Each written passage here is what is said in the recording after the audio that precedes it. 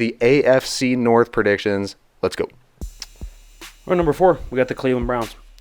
So we're assuming that Deshaun's out for a year. So we have him about 6-11, right? Assuming he's out for an extended, let's go an extended period of time, right? Yeah. We think could be a year, could be 8 games, who knows? They've lost a lot of top weapons, though. They lost good offensive line pieces. Their schedule's not necessarily a walk in the park.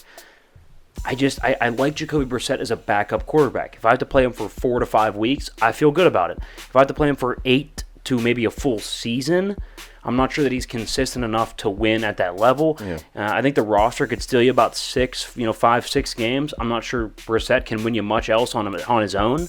That's not a knock on him. Like I said, he's a top probably 5 backup quarterback in the league. Yeah. But he's not a starting quarterback for an entire season. It just doesn't work. And with the amount of noise around Cleveland this offseason, we've seen it before. Just noise does not lead to success. It really doesn't. No.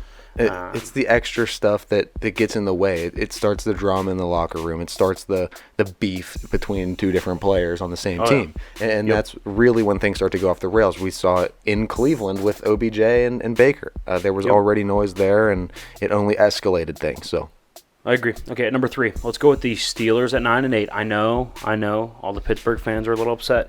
I'm a little upset. So here's what they got going for them. They got a great coach, a great defense, and pretty good weapons, right? I would say top 12 weapons. Absolutely. But the most important position in football is a total question mark for them.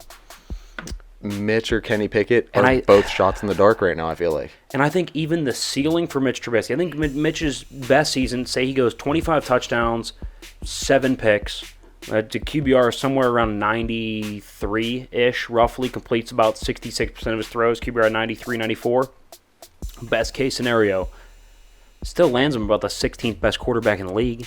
Yeah, I mean, just 14th to 16th, middle of the pack. And if Kenny Pickett as a rookie, Kenny's ceiling is what, 23 touchdowns, 11 picks, QBR of like 88. Yeah, right. Completes about 62% of his throws. Right. If that's his ceiling, right, that puts him about almost the 18th best quarterback. Right. So either way, you're not good enough at quarterback to be able to advance higher in a division with the Bengals and the Ravens, who have better quarterbacks, point blank. Absolutely.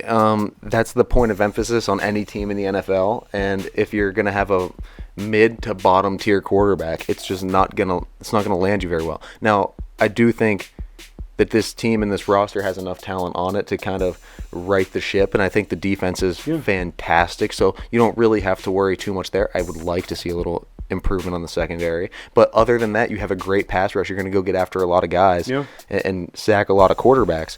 I think that's going to be the thing that pulls them to 9-8, but it's going to be a hard fought 9-8 nevertheless. Yeah, I agree. I think they're good enough to get to about 500, which that doesn't exist anymore, but you get the point. All right, number 2, let's go with the Bengals. I think they take a slight step down. I think they barely pull out an 11-6, maybe even closer to a 10-7. So look what they have going for them. They have a great quarterback, great weapons, but they're still rebuilding that line, and the defense is pretty average. Word on the street is that they're probably going to let Jesse Bates, the safety, walk, which I actually kind of support, but at the end of the day, it's a little late to add another piece, so now that you're down one of your best pieces on your defense. Long term, I love not paying a safety, but for this season, in the short run. Yeah, I don't love losing probably your best defensive player. And here's the thing. Joe Burrow's good, but can he continue to take a beating, stay in there, and continue delivering the football accurately, on time, all of it, right? Can he keep playing superhero ball? I think he can, but it's not super sustainable, and I think this year, I think you're going to see an ebb and flow in his career. I think they're going to come down a little bit from the Super Bowl, but they're still going to be a very good team. Good weapons, good quarterback. I think Zach Taylor's a ascending head coach, we'll say that, right? I don't expect them to go on this rampage and go 14-3 and get right back to the Super Bowl. No. I think they take a slight step down, but are still a super competitive, really good football team. I 100% agree, and the thing is, we haven't seen evidence that last year isn't an anomaly for Cincinnati. As a franchise, yeah. As a franchise, as just a football team in general. You don't make it to the Super Bowl generally with a bottom tier offensive line really not much going for you on defense. Linebackers were really bad. So defensive line's okay. Defensive line was decent, but we haven't seen anything to prove to us that it's sustainable. We haven't seen them do it like the years previous and like building up. Let's not forget they were like 4-13 2 years ago. So I mean, or I guess 4-12. But yeah, it would have been 4-12. Here's my thing: they've been to the playoffs before with Carson Palmer and Andy Dalton. Have we seen it last ever? No. So that's what I'm saying. Exactly. We haven't seen that this isn't just an anomaly. I think they could get back to the playoffs. 11-6 surely will get them back to the playoffs. And I but think here's they the will. thing. I think Joe Burrow's good enough. They will. Right. And I think they're probably a one and done team. And maybe they return back to Bengal form the following year. I just don't think it's super sustainable. I think they start to take a little bit of a step down. Mm-hmm. All right, number one, I think the Ravens come out with a vengeance. I really do. I think they go 12-5. They have a good quarterback who's gotten better almost every year. Yeah. This past year aside, where he was kind of banged up, and I think they're going to get healthy. I really do. I think they have a good coach. They had a great draft, good free agency. They're going to get healthy. Lamar's going to come back with a vengeance. I mean, we know he's a grinder in the offseason. He keeps getting better. He's gotten a little bit bulkier. I've seen on Instagram, Twitter, all that. At the end of the day, this is probably the best roster in the division. Yes. Defense is set, really well balanced. They have a good secondary. They can get to the quarterback. The weapons could be improved a little bit, but they still have a really good tight end. Their running backs are good. They go 3 good running backs deep plus Lamar.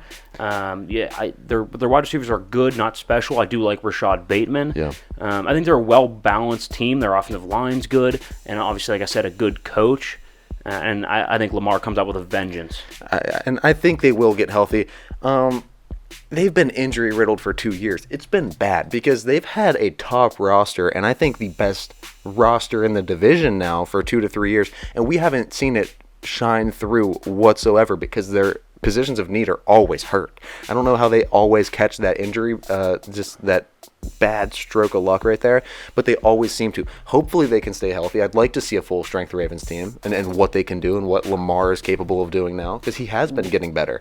Right. It's not like they lost a wide receiver, right, which they could cope with. They lost running backs on a running football team. Yes. They lost a very run-heavy team. Their top 1 or 2 running backs. They lost Dobbins, and then I think they lost another guy as a running football team. And then they lost Lamar. Right. And then what does that do? It puts more weight on Lamar to have to run the football. He puts himself in more harm's way, more chances to get injured, running your body through, 11 dudes that are all 6'4" and 225 shredded and know how to hit hard. It's not a good recipe. No, I'll tell you that. It is not. That's not what you want your franchise quarterback running through. But